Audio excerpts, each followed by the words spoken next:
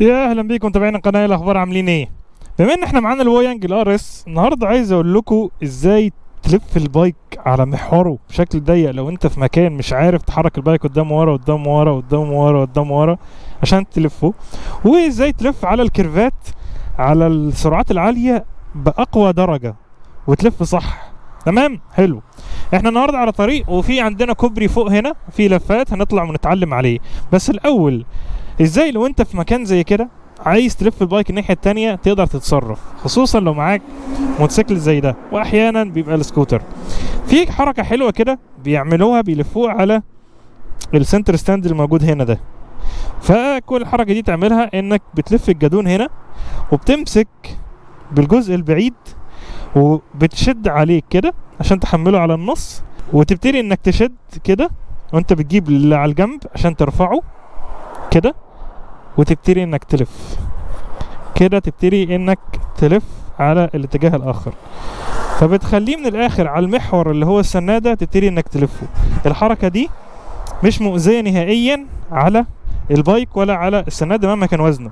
بس اهم حاجة ما تغلطش غلطة انك تمسكه من هنا وتشده عليك، لان بص لو شدته عليك السنادة شايفين بيحصل فيها ايه؟ بتنزل وخلاص اترفعت. احنا بنعمل ايه الاول تاني عشان نعدله؟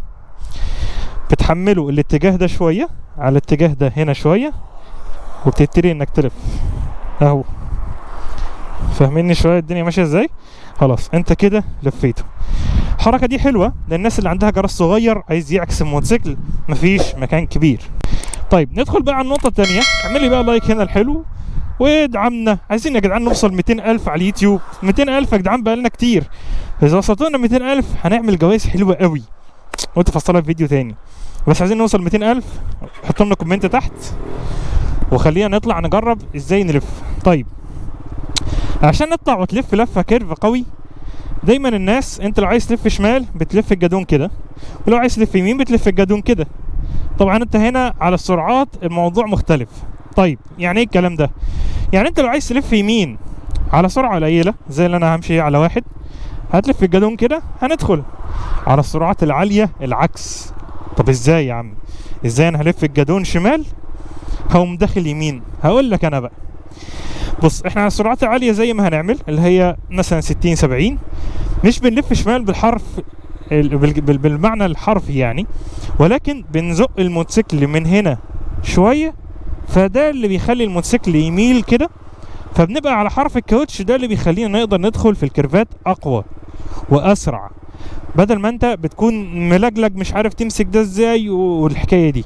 طيب نجرب شويه بقى عملي عشان تفهموني اكتر. طيب ده عموما اللي قدامنا ده كوبري، والكوبري ده فيه ملفات احنا مش بنعرف ناخدها على سرعات، يعني دايما واحد بيبطأ.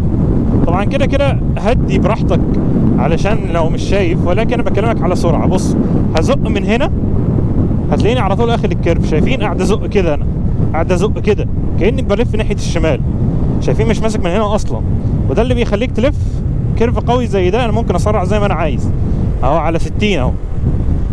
فالفكره هنا، تعال نجرب نعمل الكلام ده تاني. طيب قدامنا اهو كيرف تاني، انت ماشي على سرعه عاليه، ماشيين دلوقتي اهو على 70 او على 65. تدخل الكيرف ده اهو، طبعا ده فيه رمله خلي بالك. ادفع من هنا. طبعا انت كمان بتخلي حاجه تانية، البايك بتاعك يميل، انت ما تملش. انت بتخليك يعني في مفصل الحوض بيخلي جسمك واقف زي ما انا واقف اهو. شايفين البايك هو اللي مايل لوحده ازاي، وانت واقف كده ثابت لفوق، وتعدل بعد كده البايك برجلك. دي حركه بتخليك تتوازن احسن. خلينا نطبق بقى الاتنين. نيجي عند الكيرف اللي موجود هنا، هدفع بايدي، هخلي الموتوسيكل يميل زي ما هو عايز، انا مش هميل. اوبا في حاجه اهي، خلي الموتوسيكل يميل، انا مش هميل قوي معاه.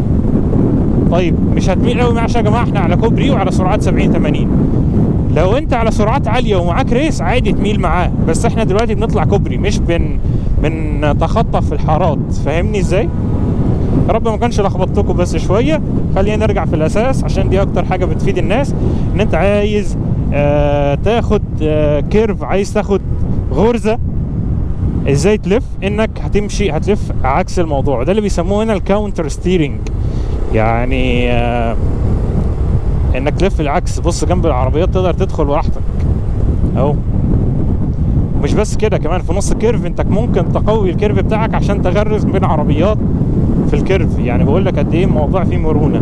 طيب ليه الموضوع ده مفيد؟ علشان لو انت على طريق وعايز تطلع مثلا من الحارة دي للحارة التانية، لو لفيت في العادي بتبقى لفتك بطيئة، انما كده بتبقى اسرع. فالموضوع ده حلو في اللفات انك تاخدها بسرعة، وفي المناورات ما بين الحارات، وبشكل عام علشان تتفادى الاجزاء. اخر بوينت هقولك عليها عشان تلف بسرعة، بص للمكان اللي انت رايح فيه. يعني الطريق قدامك مستقيم، عايز تلف الناحية دي، بص في الناحية دي ونفذ الكلام اللي بقوله لك. ما تبقاش باصص قدامك وبتحاول تلف هنا، لان عقلك بشكل لا واعي يوجهك ناحية المكان اللي انت باصص فيه. فدايما بص في المكان اللي انت عايز تروح فيه. مثلا عايز تنقل على الحارة دي، بص لها واعمل كاونتر ستيرنج قلت لك عليه في ثانية هتنقل. احنا على 80 بالنسبة للموتوسيكل اقتصادي، دي سرعة يعني. عايز تروح اي اتجاه، هوبا يلا بينا. فنفس الفكرة اعملها. دي كام ستيبس كده تقدر تعملها عشان تقدر تتحرك على الطريق بحرية.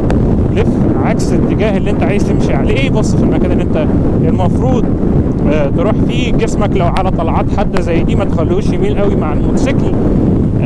نفس الفكرة دي كلها. اتمنى يكون الفلوج ده علمكم شوية حبة حاجات من زمان ما قلناش نتعلم. وطبعا لو الموتوسيكل اللي قدامنا ده عجبكم هتلاقي ريفيو على القناة، ممكن يوصل لكم فوق هنا. متنسوش تدعمونا بلايك سبسكرايب يا جماعة. ولو عايزين تعلموا اي حاجة من دي حطوها لنا في الكومنتات تحت. شكرا لكم الفلوج ده. السلام عليكم.